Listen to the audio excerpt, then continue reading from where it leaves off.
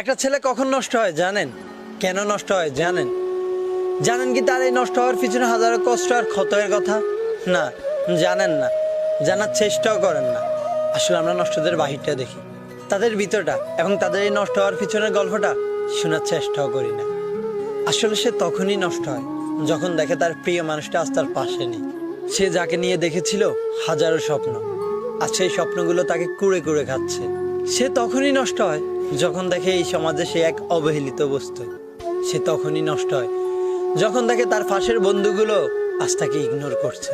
আসলে তার চাইতে আরো বড় নষ্ট হয় কোন এক বেঈমান মায়াবতীর কারণে, যার সাথে বেঁধেছিল হাজারো স্বপ্ন আর কিছু ভালোবাসার কবিতা, যা আজ পরিণত হলো নিকোটিন আর গাঁজার দোয়া।